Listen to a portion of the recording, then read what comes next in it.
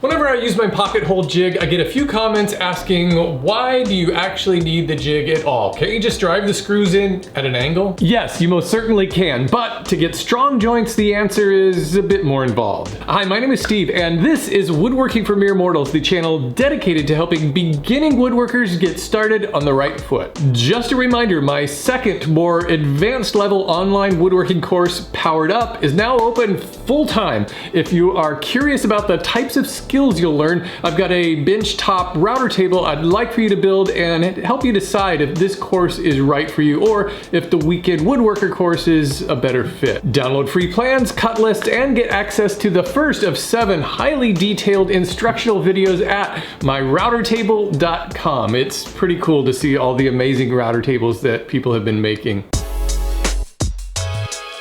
First, it's helpful to understand how pocket hole joinery works and why it creates such a strong connection.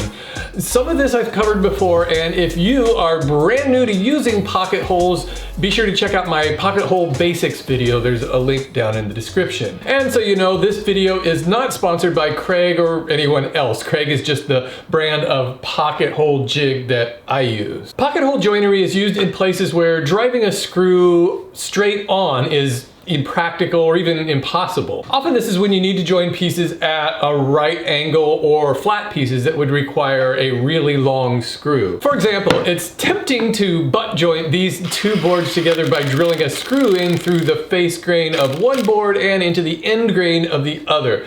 The problem here is that the end grain of a board has very little holding power. The screw is going into the wood the same direction that the fibers run. But I'm not gonna lie and say that this is always a bad idea. Sometimes you don't need a lot of holding power, say on decorative objects, and screwing into the end grain works just fine. But on furniture or other projects that will be subjected to a lot of weight or handling or movement, those screws will eventually loosen up to the point where they kind of get stripped and you just can't tighten them any longer. You may have run across this on maybe some inexpensive cabinet drawers that get a lot of use, and eventually they just come apart and you just can't tighten them up. Aside from traditional woodworking joinery techniques such as mortise and tenons, dovetails, or box joints, driving a screw at an angle, face grain into face grain, is an easy and effective solution to avoiding end grain and getting strong connections. Another common use is when you need to join two wide boards together, say to make a face frame. If you wanted to drive a screw into the end grain of one board, it would require a really long screw, and driving it in straight would be challenging.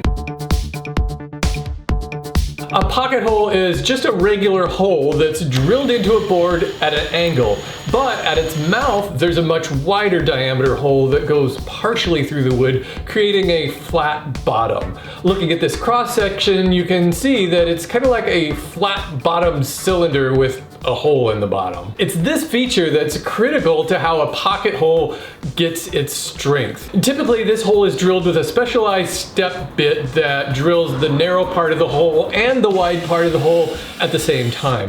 It's important to note that this hole only bores into one board, not the receiving board. But the pocket hole is just one half of the equation. The other half is the pocket screw. A pocket screw is a specialty screw that has a wide, flat underside to its head. This is the part that sits in that flat-bottomed pocket. This is critical for the pocket hole joinery to work. The head and the flat shoulder of the hole create a lot of surface area for the screw to pull the two boards together. The other unique component of a pocket screw is its self-tapping point.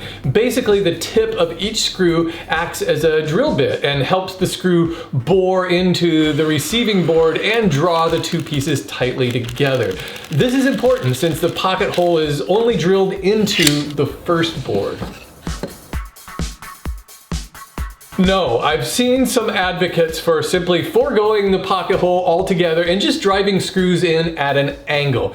This is called toenailing, even though screws are used in this case. This is a common traditional method for pounding nails into wall studs to attach them to a sole plate when you're framing out a wall. This works well for this kind of construction because walls are most subjected to a downward force, not side to side.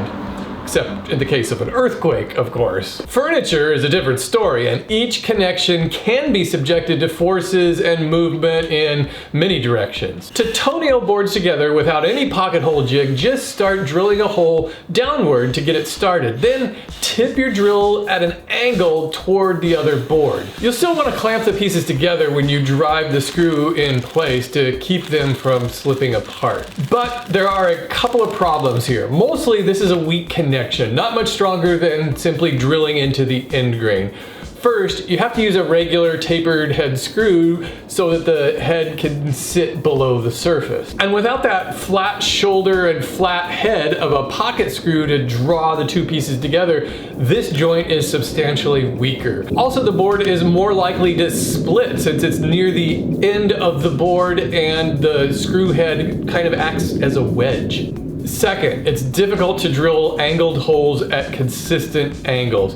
You might end up with the screw entering the receiving board, hitting into very little material. Third, it's difficult to know when to stop driving the screw. It'll never really feel fully tight.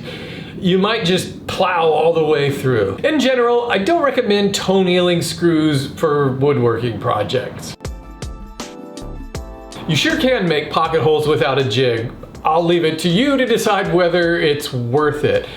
You just need to drill an angled hole, then drill a wider hole. Start by toenailing the small hole, just like I showed before. Drill straight down, then tip the drill at an angle, trying to get the bit to exit as close as possible to the center of the board's thickness. Follow this up with a wider bit to make the pocket. And this is the trickiest part. Mostly, you have to be careful not to drill it too deep or the screw will go in too far. You can now use regular pocket screws, but it might not be as strong since you won't have that nice flat shoulder in the pocket. This method will take some practice to get it right, but it is viable. If you only have a couple of pocket holes to make, it might be worth it, but this would be very time consuming if you had a whole bunch of pocket holes to make. Another thing you could try is just to use the specialty stepped bit all by itself, just gonzo style without a jig. Again, this will take some practice to achieve consistency. Just make sure you stop drilling as soon as the tip of the drill bit pokes through. Probably the best budget solution and a great compromise is to get one of these mini pocket hole jigs. This one comes with the drill bit and it only costs about 20 bucks. It takes longer to use because you have to clamp it in place for each hole, but you'll get clean, accurate holes. If you only have the occasional pocket hole to make, you might want to save some money and use one of these alternative methods. What a pocket hole jig will give you is accuracy, precision, and consistency.